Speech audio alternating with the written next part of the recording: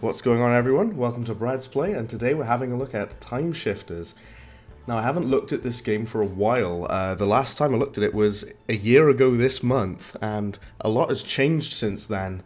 So we're taking a look at how the game is shaping up now in its final release version. I've spoken to the developers of the game. They very kindly provided me a key for the game, full disclosure.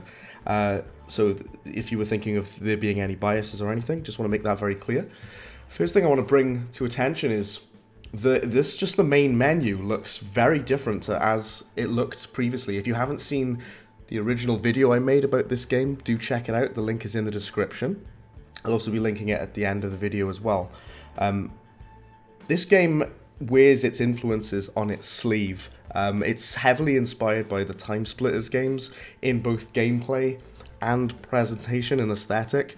I'm going to be showing you a few levels from the game. I'm going to be showing you 2 story mode levels, and then we're going to have a look at a bunch of arcade stuff as well. It's a very similar layout, it's a very similar sort of experience that the developers are trying to make in relation to Timesplitters. So without further ado, let's start with the options menu. I'm always keen to see games having plentiful options, because some games don't even let you have an FPS limit to let you play above 60 FPS, so I'm glad that this includes that. It's just nice to have those quality of life improvements there. You can have the resolution that I require for my monitor as well, which is 1440p, which is good stuff. There's look sensitivity, aim sensitivity, everything. You can change the key bindings, so it's fully fledged. It's a fully developed menu system. It's just good to see that, that's all. Okay, we're going to begin the game just now. We're going to go on to story. We're going to start with the pub. Okay, so much like Timesplitters, you have easy, normal, and hard. I'm going to be playing on easy for the purposes of this video, just so I can show you. As you can clearly see there, I've already done this level, but we're going to be trying it again. Okay. What I really like as well, this menu there where you're selecting your character, very, very similar to Timesplitters Future Perfect if you've played that game. You have this really nice 3D model that you see in the middle there, so you can clearly see who you're playing as. And then when you select the character, they have a nice little animation to go with it, or sometimes a little line of dialogue. That just helps add a lot of personality and polish to this game. It makes it feel more like a complete experience. So we played this level before in the previous video that I made on this game. However, after this, I'm going to show you a level that I didn't play previously in the old build. So, right off the bat, it looks about the same as it was before, which is not a bad thing at all, because the gameplay is very smooth in the original. I think the gunplay, it very much reminds me of Timesplitters 1, the way that you move, the way that everything kind of looks. Now, one of the criticisms I did have of the original version of the game was the art style looked a bit inconsistent. That does seem to have been resolved considerably, because there's sort of a cel-shaded kind of, very subtle cel-shaded kind of vibe that I'm noticing in the environment. There's just a thin black line around all of the objects, if you can see there, if I go up to this corner. It's got a very subtle kind of cel-shaded look, and I think it looks really, really effective. Some of the weapon models have been changed and improved as well, which you like to see. It just felt sometimes like all of the models and the weapons and everything belonged in different games. That doesn't seem to be much of a problem anymore. This game looks more aesthetically consistent. I'm also really loving the classic GoldenEye Timesplitters health bar and ammo on the sides there, on the left and right. I really like that. So much like Timesplitters, you have your simple objective you need to do. You complete the objective, you acquire an item, and then you return back to the start of the level. So this game is very, very similar mechanically to Timesplitters 1. But like I say, the menus and that sort of the character selection with the 3D models, which looks really, really good, by the way. Really polished, really nice looking. That reminds me a lot of Timesplitters Future Perfect. So let's proceed onward. Something I really like as well about the aesthetics of the game is that you don't have your hand on the gun, which was seen in Timesplitters 1 and 2. And that's just, I appreciate that aesthetic decision, because, you want to make a game that's paying homage to Timesplitters. You got to go full on with the way that it presented itself. So you sort of just see the gun hovering there. You don't see any hands on the gun, which is an intentional visual decision, and I personally like that. It's very old school.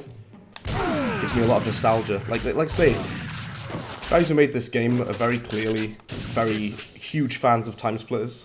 They wanted to make their own kind of take on a Timesplitters game, and honestly, for the foreseeable future, this is the closest that we're going to get to a new Timesplitters game, you know, especially having a Timesplitters game on PC officially.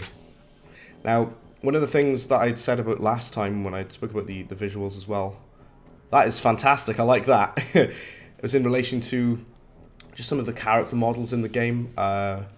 Character models, they are consistent with each other, they kind of got that low poly kind of visual.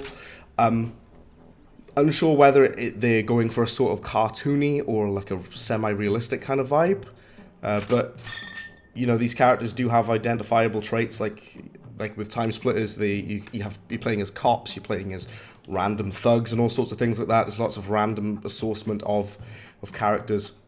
So, like I say, this game is going for a very sort of low poly kind of aesthetic. Kind of like it. It reminds me of kind of like Quake, that kind of thing. With a sort of like it's got like a blend of like low poly, like pixelated kind of visuals and stuff. It's very stylized. It's very colorful as well. Much in the same way as Timesplitters, as soon as you complete the objective here, then, well, these agents will appear to try to kill you. They will spawn at the end of the level once you've acquired the objective that we've just got. In Timesplitters, you get the Timesplitters that will spawn as soon as you've collected the objective. So you now have to backtrack to the beginning of the level in order to complete the objective. So our objective here was to acquire champagne.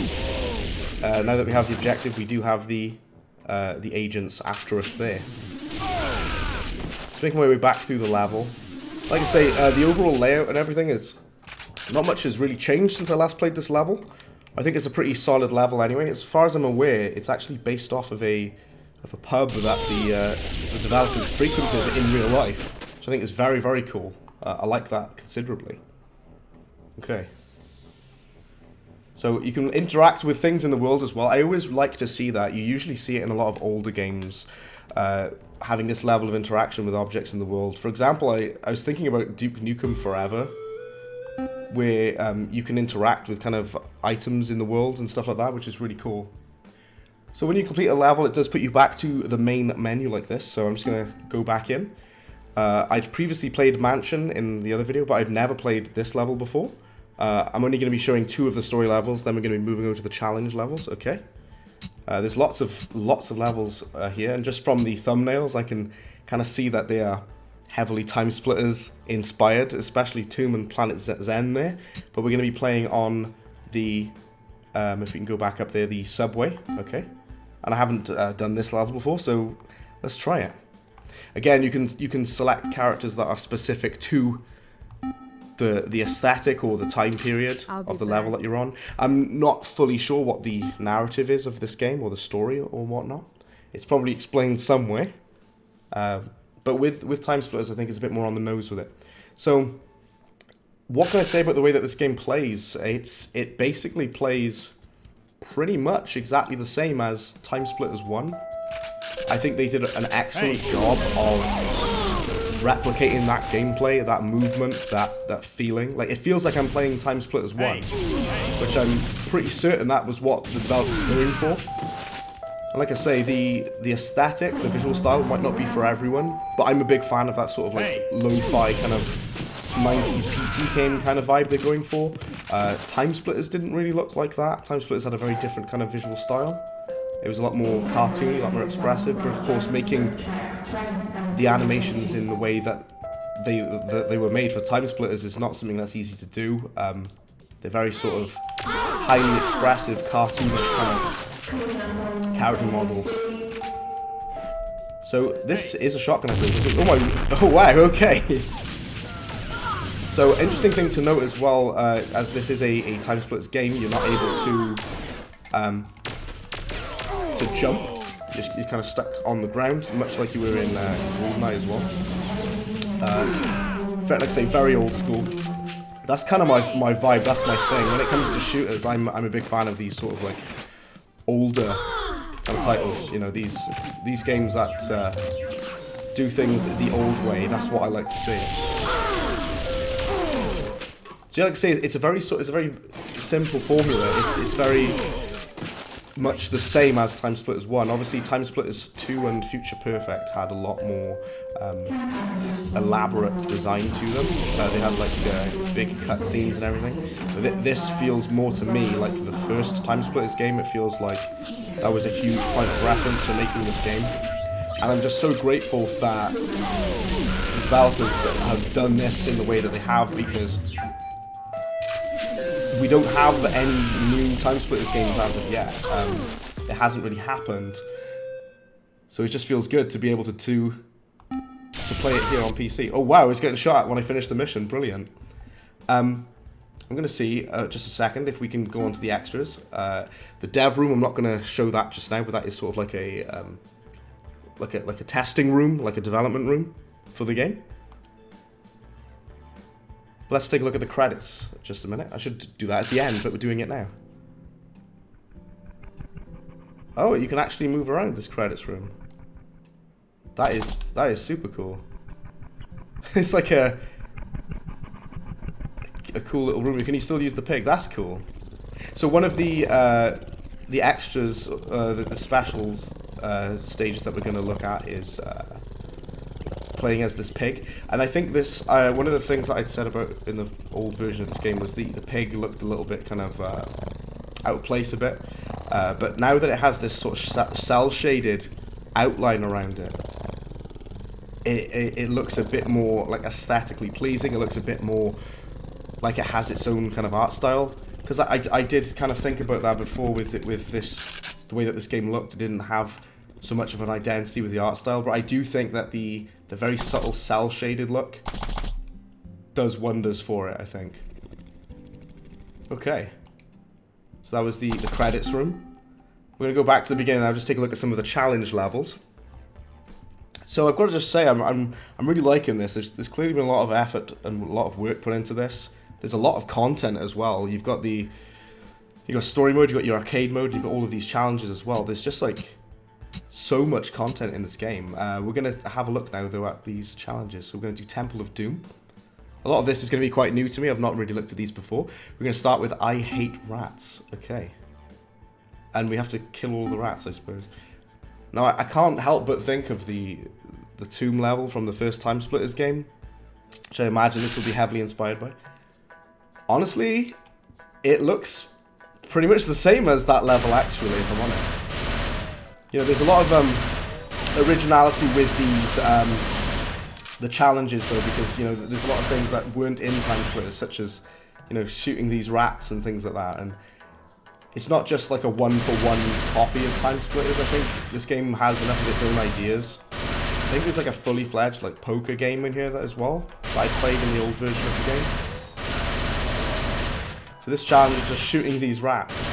This level is, like I say, it very much reminds me of the first Timesplitters. Wouldn't be surprised if it's inspired by that level. One of the fan favourites for one of the challenge maps for Timesplitters is smashing windows with bricks, which is, I wonder if this game will have its own sort of like, sort of fan favourite kind of challenge in the map. Can't seem to find any more rats just now. I hope they're around here somewhere. But I've just killed a lot of rats. We've got 50 seconds left. Oh, here we go. We can drop down here. So what I can only assume is that this is one of the story levels, but the story level is used for kind of arcade part of the game. Oof, that's not very good. There's like booby traps in the wall. Ow.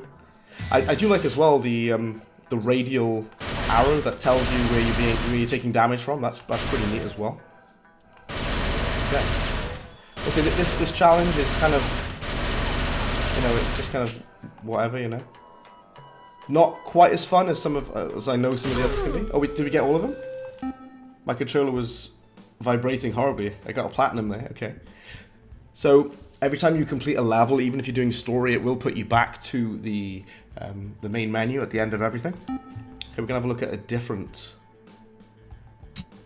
set now. So there's so much content in this game. There's lots of different sets to do. There's lots of different across many different maps. So if you go into classic, we've got Behead The Undead, which is, you know, pretty much exactly the same as it is in Timesplitters here. Like I say, it's a faithful recreation. This game is like I say, that this game is obviously trying to be like a new Timesplitters game, but I think it does enough of its own thing.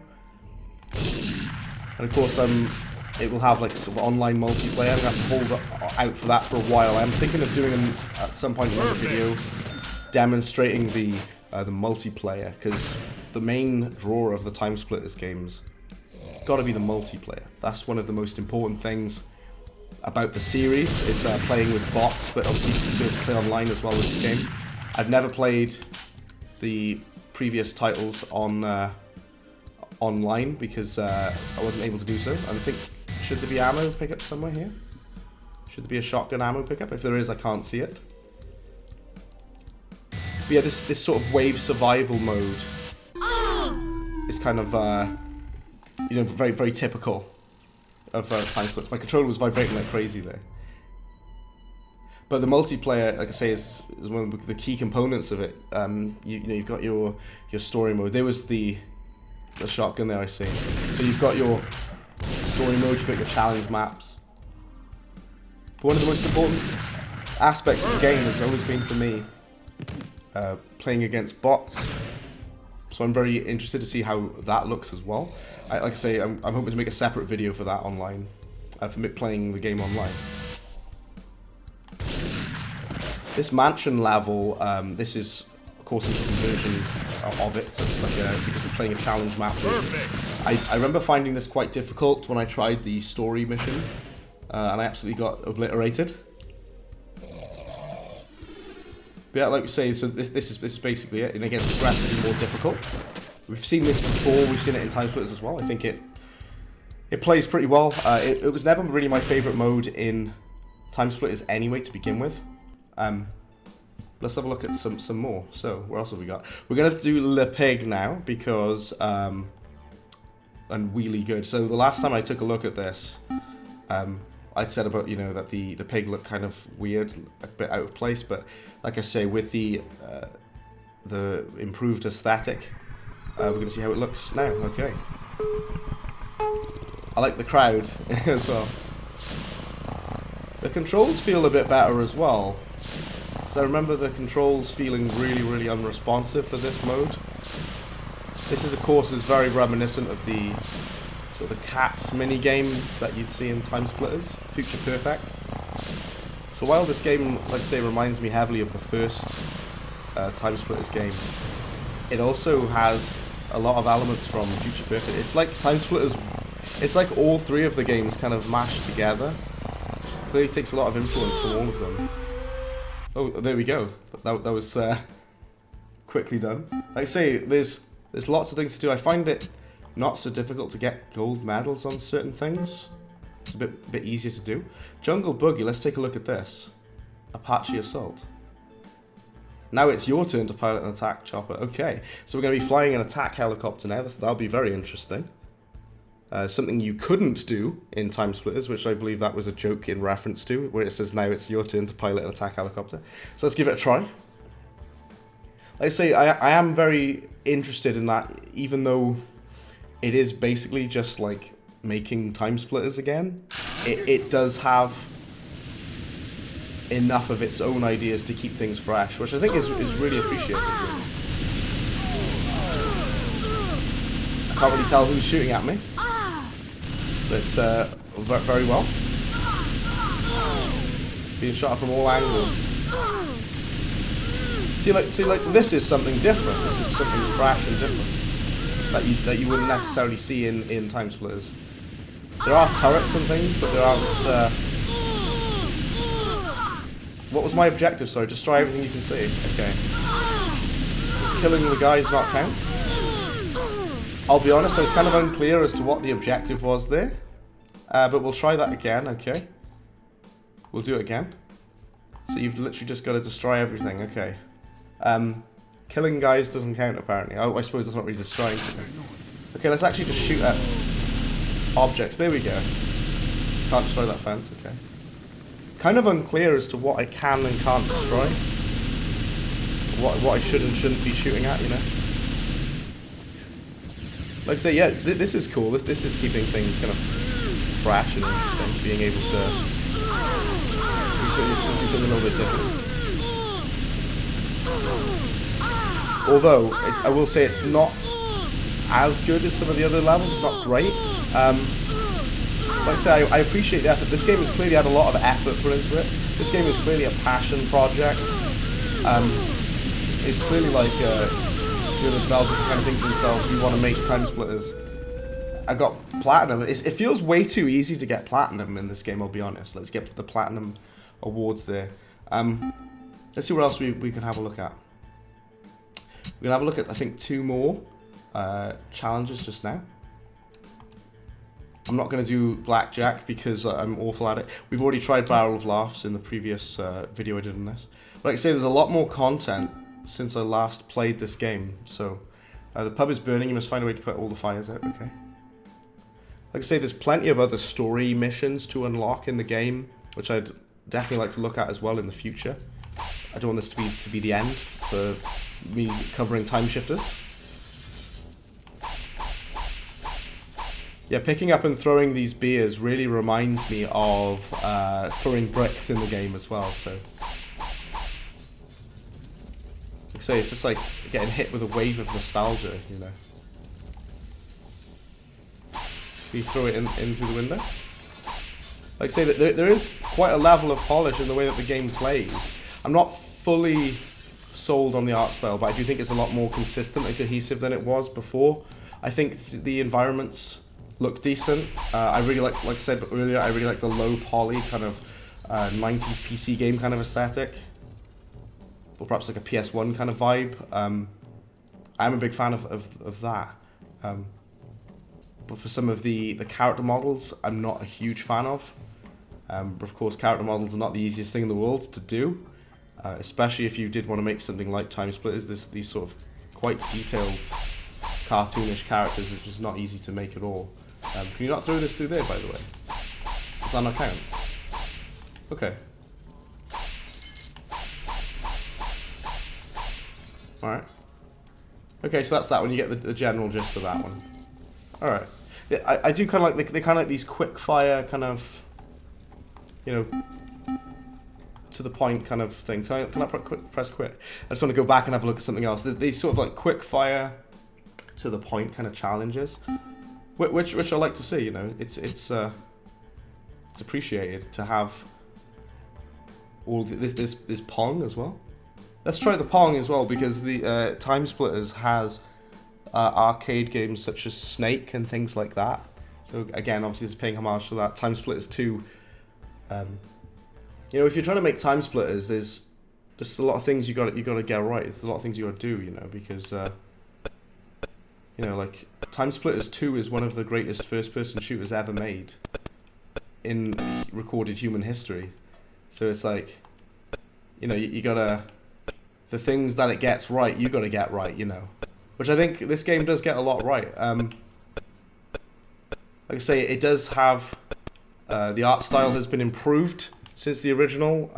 The gunplay kind of feels the same as it did before, which I don't think is a bad thing. It plays pretty much exactly the same as Timesplitters 1, in my opinion. The way that the movement feels, the responsiveness of the weapons. I say it doesn't quite have the personality that Timesplitters has, but again, that's very difficult thing to pull off. It just kind of it feels like it's Timesplitters in bits, in like drips and drabs. It's kind of like everything's there, all the pieces are here, and it's really fun to play. And I do want to finish the story mode, but we'll get to that at another time. Like see there that this level Station 99 is definitely obviously Siberia from Timesplitters 2. Like I say, there's a lot to like here. I'm really impressed with what the guys have done. They've obviously put a lot of work into this game. This must have taken a hell of a lot of work, because there's lots of levels, there's lots and lots of weapons, and there's just a ton of content here. Do stay tuned. I do want to have a look at multiplayer at a separate time, but for the time being, this is just like a kind of a first impressions coming back to this game after a year. Yeah, I would definitely recommend it. So Timeshifters is available on Steam just now. I recommend you go and get it if you like your old school fast-paced arcadey shooters. If you do get it, I'll play multiplayer with you. Hopefully I can at some point play multiplayer with the developers of the game as well. So that's been all from me. This has been Timeshifters. Brad been out. Thanks very much.